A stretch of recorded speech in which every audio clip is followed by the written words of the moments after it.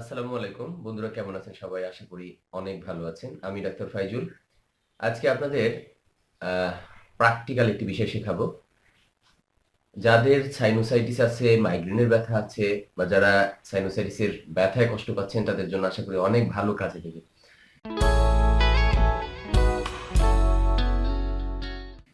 আপনারা জানেন যে ভারতীয় উপমহাদেশের চিকিৎসা পদ্ধতি হচ্ছে আয়ুর্বেদ। এই আয়ুর্বেদের একটা পার্ট হচ্ছে ইয়োগা। আমাদের বাংলাদেশে এত প্রচলিত না থাকলেও ভারতে ইয়োগার খুব ব্যাপক প্রচলন আছে।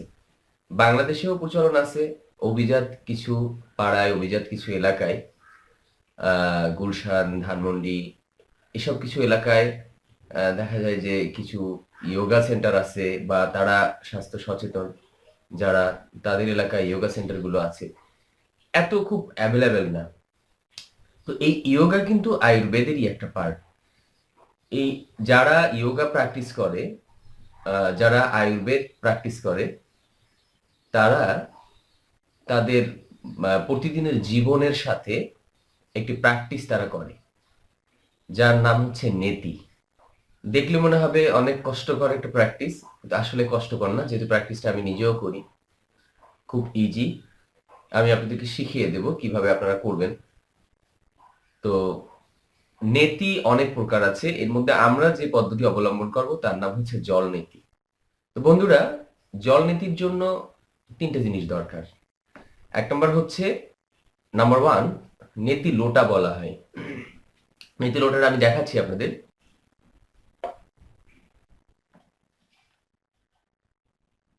এটা হচ্ছে, এটাকে নেতি লোটা বলে। নেতি লোটাটা ঠিক, এটা প্লাস্টিকের তৈরি।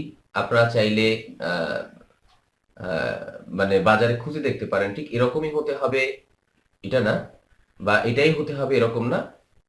নেতি লোটা অনেক ধরনের আছে। আমি এটা ইন্ডিয়া থেকে সংগ্রহ করেছি, শিবানন্দ মঠ থেকে।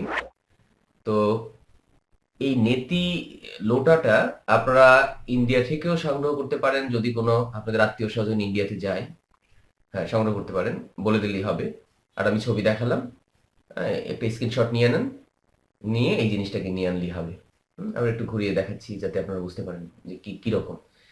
অনেক আহ, যে শোপিসের দোকান আছে, শোপিসের দোকানেও দেখা যায় এই টাইপের বিভিন্ন ধাতব আহ, পাওয়া যাবে, অথবা সিরামিক্সেরও সম্ভবত পাওয়া যাবে, খুঁজলে আপনারা পাবেন।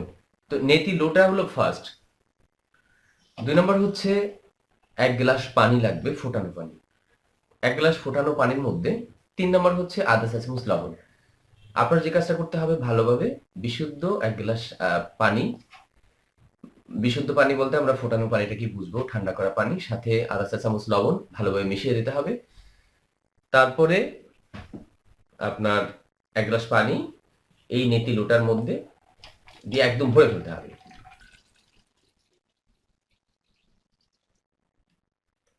আমাদের কাজ মোটামুটি শেষ। আমরা আসলে কি করব সেটা আমরা জানাই। আবার বলি, যাদের সাইনাসের সমস্যা আছে তাদের জন্য খুব সুন্দর একটা কাজ করে। মাইগ্রেনের ব্যথাও খুব ভালো রেজাল্ট আসে।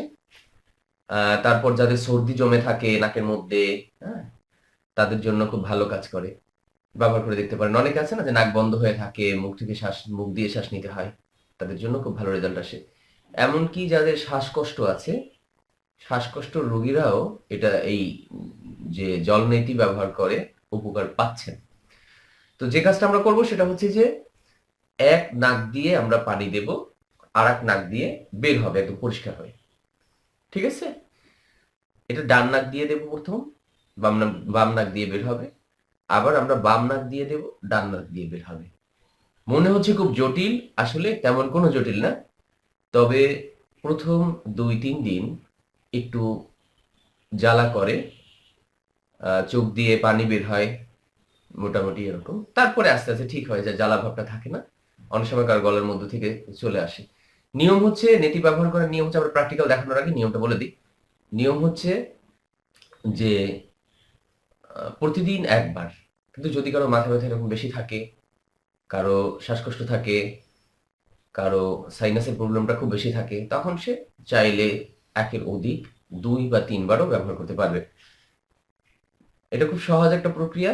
এখন আপনারা খুঁজে দেখবেন যে এখন কিছু মেশিনও আছে, যে মেশিনের মাধ্যমে এটা তো ম্যানুয়াল একটা পদ্ধতি, কিন্তু আমাদের দেশে নাই, বিদেশে কিছু মেশিন আছে যে মেশিনের মধ্যে পানি দিয়ে এরকম লবণ গুলে দুই নাকের মধ্যে দিলে এক নাক দিয়ে যাবে, এক নাক দিয়ে আসবে, অটোমেটিক। এরকমও পাওয়া যায়। আপনারা যে আলিবাবা, অ্যামাজন যে সাইট গুলো আছে, সাইটে খুঁজে হয়তো অর্ডার দিয়ে নিয়ে আসতে পারবেন যদি কারো টাকা পয়সা এরকম থাকে। তো বন্ধুরা, আসুন আমরা দেখি যে কিভাবে প্র্যাকটিক্যালি আমরা এটা করব। বন্ধুরা, এখানে আরেকটা কথা বলে রাখা দরকার যে আপনাদের মধ্যে প্রশ্ন থাকবে, যারা সুস্থ তারা কি এটা ব্যবহার করতে পারে, এই প্র্যাকটিসটা করতে পারবে কিনা প্রতিদিন? হ্যাঁ, সুস্থ মানুষদের জন্যই প্রতিদিন একবার। কিন্তু যারা অসুস্থ, যাদের সাইনাসের সমস্যা আছে, মাইগ্রেনের ব্যথা আছে, বা সর্দি জমা আছে, তাদের জন্য একের অধিক। যে বললাম আগেই, একবার, দুইবার অথবা তিনবার করা যাবে। এর জন্য আরো একটা জিনিস লাগবে, আমি ভুলে গেছিলাম। ভালো হয় বেসিনের কাছে গিয়ে, বেসিনের সামনে গিয়ে করা, যাতে পানিতে আপনি ভিজে না যান। এটা এবার একটা, যেহেতু এক নাক দিয়ে একটু পানি পড়বে। আমরা বা বসে বসেও যদি করেন, ছোট্ট একটা গামলা বালতি নিতে পারেন। আমরা একটা ট্রে ব্যবহার করছি। এটা আমাকে হেল্প করবে আর কি, আমি আপনাদের দেখাবো। ঠিক আছে, প্রথম আমরা ডান নাকে করব। ডান নাকে করার সময় আমরা বাম কাত হব। আমাদের বাম কাত হতে হবে।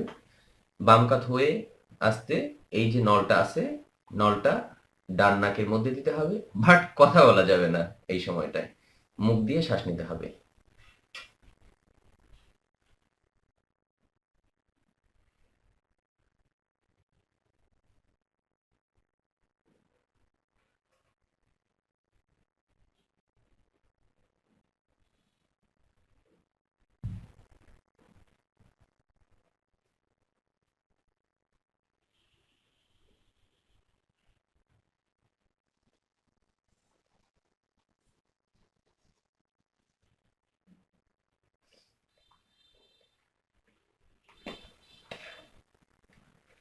এরকমের এক নাকে 1 মিনিট আমরা ডান নাক দিয়ে করলাম, বাম নাক দিয়ে পানি বের হলো, জাস্ট 1 মিনিট। আবার আমরা বাম নাক দিয়ে দেবো, ডান নাক দিয়ে বের হবে, 1 মিনিট। মোট 2 মিনিটের প্র্যাকটিস আর কি। ঠিক আছে, আমরা তাহলে এখন আবার বাম নাকটা দেখাচ্ছি। কাজ সেম। আপনি ডান কাত হবেন, ট্রেটাকে ধরতে হবে, জামা কাপড় ভিজে গেলে কেলেঙ্কারি হয়ে যাবে, তাই না? সেম নিয়ম, সো কথা বলার কিছু নাই।